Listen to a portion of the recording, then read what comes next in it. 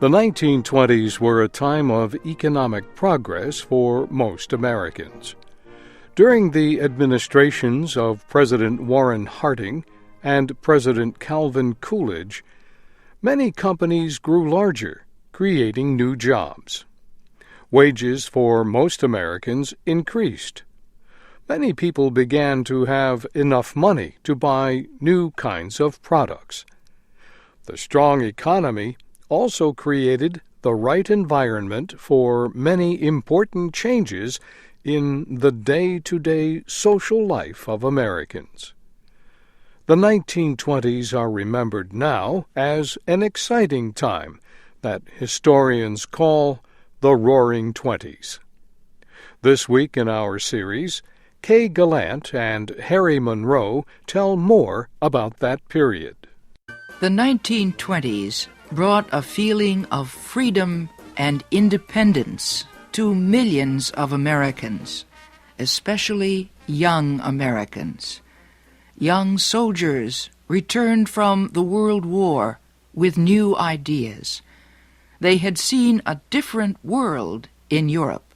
They had faced death and learned to enjoy the pleasures that each day offered. Many of these young soldiers were not willing to quietly accept the old traditions of their families and villages when they returned home. Instead, they wanted to try new ways of living.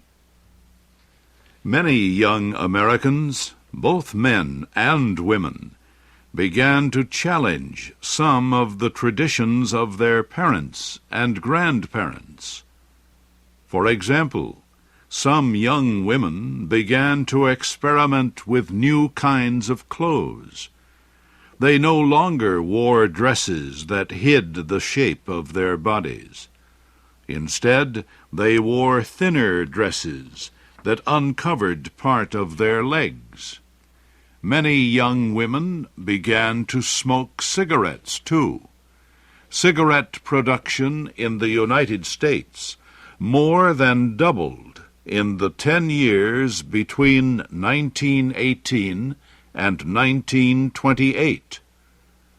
Many women also began to drink alcohol with men in public for the first time, and they listened together to a popular new kind of music, jazz. Young people danced the foxtrot, the Charleston, and other new dances.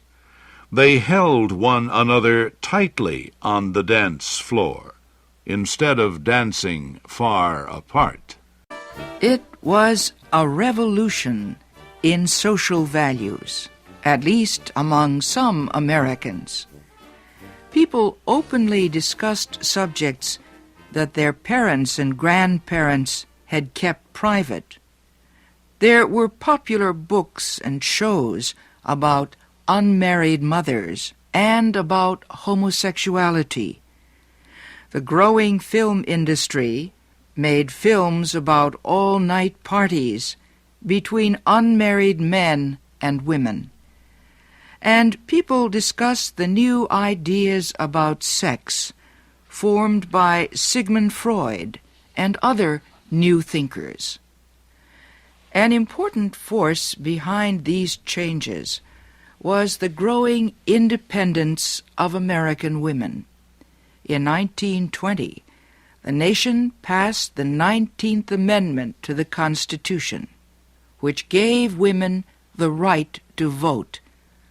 Of equal importance, many women took jobs during the war and continued working after the troops returned home. Also, new machines freed many of them from spending long hours of work in the home, washing clothes, preparing food, and doing other jobs.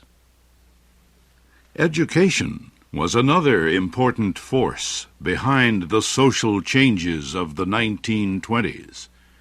More and more Americans were getting a good education.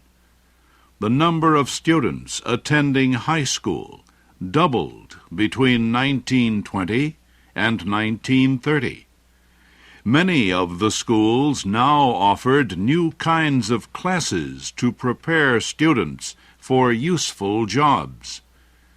Attendance at colleges and universities also increased greatly, and colleges offered more classes in such useful subjects as teacher training, engineering, and business administration. Two inventions also helped cause the social changes. They were the automobile and the radio.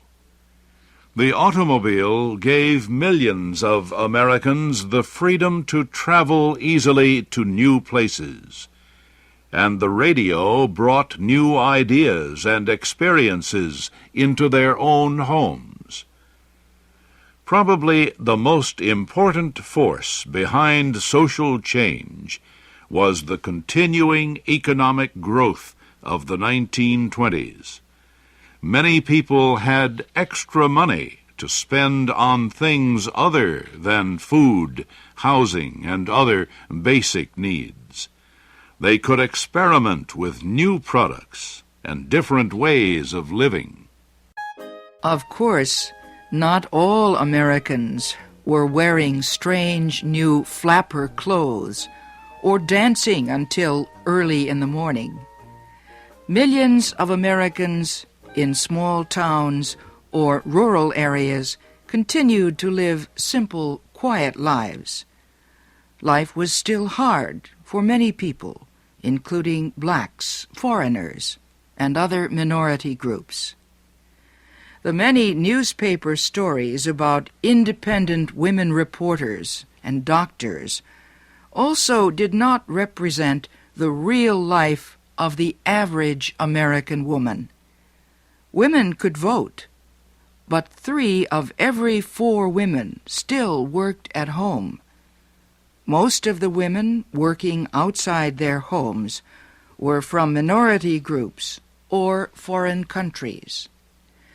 The films and radio stories about exciting parties and social events were just a dream for millions of Americans, but the dreams were strong, and many Americans, rich and poor, followed with great interest each new game, dance, and custom. The wide interest in this kind of popular culture was unusually strong during the 1920s. People became extremely interested in exciting court trials, disasters, film actors, and other subjects. For example, millions of Americans followed the sad story of Floyd Collins, a young man who became trapped while exploring underground. Newsmen reported to the nation as rescue teams searched to find him. Even the New York Times newspaper printed a large story on its front page when rescuers finally discovered the man's dead body. Another event that caught public attention was a murder trial in the eastern state of New Jersey in 1926. Newsmen wrote 5 million words about this case of a minister found dead with a woman member of his church. Again, the case itself was of little importance from a world news point of view, but it was exciting, and Americans were tired of reading about serious political issues after the bloody World War. The 1920s also were a golden period for sports. People across the country bought newspapers to read of the latest golf victory by champion Bobby Jones. Big Bill Tilden became the most famous player in tennis. And millions of Americans listened to the boxing match in 1926 between Jack Dempsey and Gene Tunney. In fact, 5 Americans reportedly became so excited while listening to the fight that they died of heart attacks. However, the greatest single sports hero of the period was the baseball player Babe Ruth. Ruth was a large man who could hit a baseball farther than any other human being. He became as famous for his wild enjoyment of life as for his excellent playing on the baseball field. Babe Ruth loved to drink, to be with women, and to play with children. The most famous popular event of the 1920s was neither a court trial nor a sports game. It was the brave action of pilot Charles Lindbergh when he flew an airplane across the Atlantic Ocean without stopping. He was the first man in history to do this. Lindbergh flew his plane alone from New York to France in May 1927. His flight set off wild celebrations across the United States. Newspapers carried story after story about Lindbergh's success. President Coolidge and a large crowd greeted the young pilot when he returned to Washington.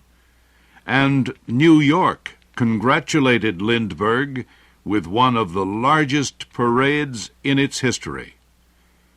Americans liked Lindbergh because he was brave, quiet, and handsome. He seemed to represent everything that was best about their country. The 1920s were also a time of much excellent work in the more serious arts. We will take a look in our next program at American art, writing, and building during the exciting, roaring 20s.